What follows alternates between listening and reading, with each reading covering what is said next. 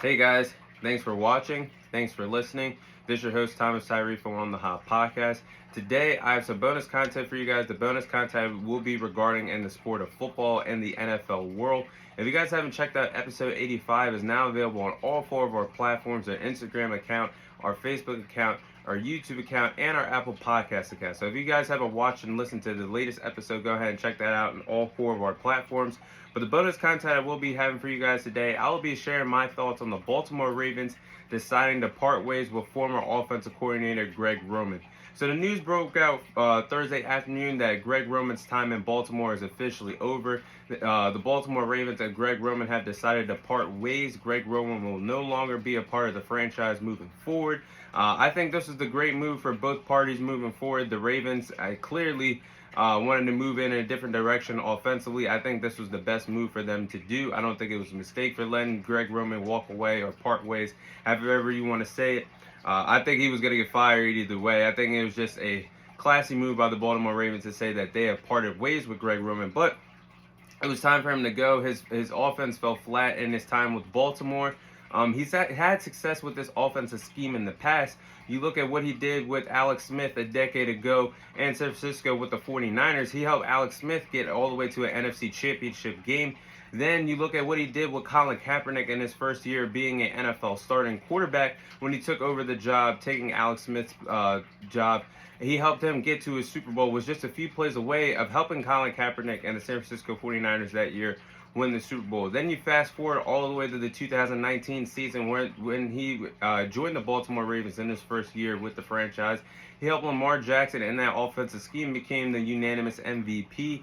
But ever since then, the offensive scheme has just fell flat. There hasn't been any flavor to that offense over the last 2 to 3 years since Lamar Jackson won the MVP that year. So I think it was best for the franchise to move away and go in a different direction offensively. Like I just mentioned, 2019, the offense looked phenomenal. Lamar Jackson was the unanimous MVP, but ever since then, ever since the 2019 season, the passing game in Greg Roman's offense has decreased since Lamar Jackson won that MVP. I stated that on last week on the previous episode of On the Hot Podcast, where I talked about on the podcast the offensive numbers have decreased in the passing game. Some of that is on the offensive scheme, but some of that is on Lamar Jackson as well. But majority of that, I will say, it's 60-40 in my opinion. 60% of that goes to Greg Roman, 40% of that goes to Lamar Jackson. Lamar Jackson this year had a total of 2,242 passing yards, 17 touchdowns, and 7 interceptions. This was before Lamar Jackson missed the final 6 games of the NFL season. But when you look at that, the passing numbers is where it's supposed to be from, especially from a former MVP and the guy that we know what Lamar Jackson can do on a weekly basis. Those are pretty poor passing numbers in my opinion. Definitely could see more passing touchdowns as well coming out of Lamar Jackson. But you look back also at the 2019 NFL season where the Baltimore Ravens offense averaged 33 points per game in Lamar Jackson's MVP season. This year they only averaged 20 points per game. That finished ranking 19th amongst the best in the NFL out of all 32 teams. So the offense has definitely plummeted since the MVP year. It has definitely not been a flavorful offense that we've seen in the past. I believe this move was done to keep Lamar Jackson in Baltimore and to keep Lamar Jackson happy. And you can see that when Lamar Jackson liked RG3's tweet following Thursday afternoon when the Ravens have announced that Greg Roman and him and the franchise have parted ways. Robert Griffin III eventually tweeted out that Greg Roman's offense is great for a running attack. Like we see, the running game has always been efficient in Baltimore since he's been there. It's great for running backs. It's a great scheme for tight ends as well. And the Ravens love tight ends. They have 3 good tight ends. When you talk about Mark Andrews and Isaiah Thomas, they have one of the deepest tight end groups in the league because of the offensive scheme that Greg Roman once had in Baltimore. But it's not a wide receiver friendly group. The receivers never flourish in that offense. I don't believe there has been a 1,000-yard receiver in Baltimore since Greg Roman has been there. That is a reason why during free agency the Ravens have not gotten top free agents at the wide receiver position because the offense is not set for receivers to thrive in, have success in. It's only made for running backs and tight ends. I think that's why also that Hollywood Brown wanted out of Baltimore last spring and got traded during the NFL draft to the Arizona Cardinals, because a guy with that type of speed and athleticism can't thrive in a Greg Roman offense. I think that's why he got traded during the NFL draft. So I think that move was done to make Lamar Jackson happy and to keep him as a Baltimore Raven. It's still going to be interesting to see, because the Baltimore Ravens have clearly stated that they still want Lamar Jackson. John Harbaugh said during the interview, during the press conference this week, that he wants Lamar Jackson 200%. That is their quarterback. That is their franchise guy, and he believes the deal is going to be done. Eric DeCosta also believes that Lamar Jackson will be back in Baltimore, and they both want him back to be the franchise quarterback come week 1 of next NFL season. With that being said, I still believe that the franchise and Lamar Jackson still stand at a rocky relationship. I just don't think that both of them are on the same page as we speak. I still stand on what I said during the podcast this week, that I do believe that Lamar Jackson is going to be traded from the Baltimore Ravens come March, to come at the beginning of free agency, or during the before the NFL draft. I still stand on that prediction. I still think it's a rocky relationship. I just think that the Baltimore Ravens go ahead and franchise tag Lamar Jackson, and they still can't get a long-term deal done. What is that going to? What is the point of that for the franchise? Both parties moving forward. Lamar Jackson knows deep down inside he's not going to step on the field being franchise tagged, not getting what he wants in a long-term deal. And the Baltimore Ravens aren't just going to let Lamar Jackson sit there. They're going to want draft compensation. They're going to want some players in return. And they're going to look to move things moving forward, because both parties are not going to be excited about the franchise tag deal. So I still stand on that. But another reason why that I do believe the relationship is rocky between the Baltimore Ravens and Lamar Jackson still, the rumors and the speculation that if for myself and a lot of NFL fans and a lot of you guys watching and listening have transpired over the last few weeks with Lamar Jackson. Why wasn't Lamar Jackson on the sidelines in that wild card game against the Cincinnati Bengals? Why was he not on the sidelines helping his team in a win or go home situation? Why was he not there to coach up Tyler Huntley and to help him grow confidence as the game goes on? We still don't know some of the reasons. Now we're hearing reports that Marlon Humphrey, a defensive guy, is saying, defensive corner for the Baltimore Ravens, is saying that Lamar Jackson was sick during the week. Okay, why haven't the Ravens came out with statements saying that Lamar Jackson was under the weather, he was sick and unable to travel to Cincinnati with the team? Why are we hearing from Marlon Humphrey that Lamar Jackson couldn't could hardly walk around the facility? Why are we not hearing statements from the Baltimore Ravens franchise? Why are we hearing veteran wide receiver Sammy Watkins voice his frustration, saying why Lamar Jackson can't give it a go? Why are we hearing these things and the Ravens are not standing up for their franchise quarterback? That is a lot of answers that need to be answered pretty quickly before free agency comes and before the Baltimore Ravens evidently smack that franchise tag on Lamar Jackson. I think the truth is going to be told whether Lamar Jackson stays or not.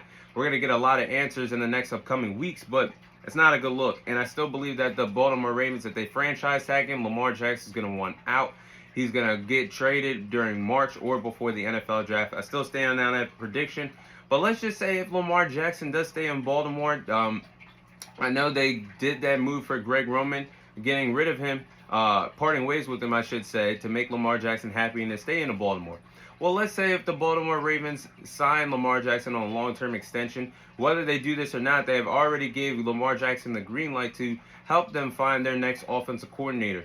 So if Lamar Jackson stays with the Baltimore Ravens, these are the following offensive coordinators I believe that the Baltimore Ravens should target, and Lamar Jackson should say one of these three names to help him in that offense with the Baltimore Ravens. Now, my number one option for the Baltimore Ravens to get at the as an offensive coordinator is Cliff Kingsbury. Cliff Kingsbury was the former Arizona Cardinals head coach, was fired due to the Arizona Cardinals having a horrendous, terrible season out there in Arizona this year. Finished at 4-13, I believe, or at 5-12. I do believe it was 4-13, but at 4-13, he was fired from his job. He's an offensive guy. We've seen what he can do with a dual threat quarterback in Kyler Murray. He's an offensive guy that just needs I don't think he was ever ready to be a head coach in the National Football League because he did not show it in his time with Texas Tech, even when he had Patrick Mahomes at the quarterback position. He just wasn't ready as a head coach, but I still believe he's a offensive mastermind that could get his second stint and write his second chapter in his NFL career as an offense coordinator with the Baltimore Ravens. I believe if he did a good job being efficient with Kyler Murray in the offense, he could do the same thing with with Lamar Jackson in Baltimore. I believe this would be a good fit for the Baltimore Ravens to go after Cliff Kingsbury. Next option is Frank Wright. Frank Wright, it was another head coach that was fired during the regular season of the NFL this year. He was let go by the Indianapolis Colts. I still believe it was a mistake for the Indianapolis Colts to fire Frank Wright under those circumstances, putting the blame on majority of him and letting him go. We all know what happened next when Jeff Saturday came from being an analyst into the NFL world, only had one win under his belt, which I called on the podcast. I said they would be lucky if they can win at least 2 to 3 games with Jeff Saturday. That obviously did not happen. I think Frank Wright would be a good offensive coordinator with Lamar Jackson in Baltimore. You see his time, what he did with the Philadelphia Eagles as the offensive coordinator. Yes, he wasn't the play caller in Philadelphia, but he still did a great job grooming up Carson Wentz. Carson Wentz, if he never tore his ACL that season that the Philadelphia Eagles won the Super Bowl, he would have won the MVP. He did a great job grooming Carson Wentz, bringing the best out of him. And he still did that at his time when Frank Wright was coaching, when Carson Wentz came to Indianapolis for a year. We just seen him stink up the joint towards the end, but he did a pretty good job with Carson Wentz as well in Indianapolis. I think Frank Wright needs to find and write a new chapter in his career. Instead of trying to reach out to be a head coach, go back to his roots and being an offensive mastermind that we know that he is. And I think it'd be a great job for him to coach with coach up Lamar Jackson in that offense scheme with Baltimore. And my third option is a guy that was just fired a couple of days ago, former offensive coordinator of the Tampa Bay Buccaneers, and Byron Leftwich. Now, Byron Leftwich, I do believe, is a great offensive coordinator. He proved that over his first few years in Tampa with Tampa Bay Buccaneers. When they won the Super Bowl, when Tom Brady first got there, that first year that Tom Brady was in Tampa Bay, what did the offense do? They thrived. They stepped up in every opportunity that they could. And the offense was one of the reasons why that the Tampa Bay Buccaneers won the Super Bowl that year. Who was the guy calling the plays? Byron Leftwich. We've heard positive things from former head coach with the Tampa Bay Buccaneers and Bruce Arians of how good Byron Leftwich can be as a leader and how good he is as an offensive mastermind. He proved that the next year in Tampa Bay when they got bounced out of the playoffs by the Los Angeles Rams in the divisional round. And he was just if it wasn't for Doug Peterson becoming the head coach in Jacksonville, I do believe that job would have went to Byron Leftwich. And Byron Leftwich would have been the head coach for the Jacksonville Jaguars, but they went ahead and went with Doug Peterson, which I believe still was the better decision. But he just got fired from Tampa due to the fact that an aging Tom Brady at age 45 years old did not thrive this year. They were 8-9, weaseled their way into the playoffs, being a bad football team, and the only reason why they were in is because they were in the NFC South. Just got dominated by the Dallas Cowboys. Tom Brady just had a QBR under 20, and just threw the ball 66 times against the Dallas Cowboys in a losing effort. And now the blame goes to Byron Leftwich, and he was fired. I think that was a mistake from Tampa to fire him. I think another reason why that he was fired is due to the fact that they were one of the worst offenses in the league this year. Is that his fault? No. The running game wasn't there. The offensive line wasn't there. Tom Brady played terrible this year, and he was fired. So I think Byron Leftwich would be a great and final opportunity for the Baltimore Ravens to go ahead and sign him as well. But those are the three names I think Lamar Jackson should help the Baltimore Ravens acquire for an offensive coordinator. And those are my thoughts of Greg Roman parting ways with the Baltimore Ravens. But that is all the time I have for you guys today. Thank you guys for watching. Thank you guys for listening. This is your host, Thomas Tyree, signing off. And I'll see you guys on next week's episode.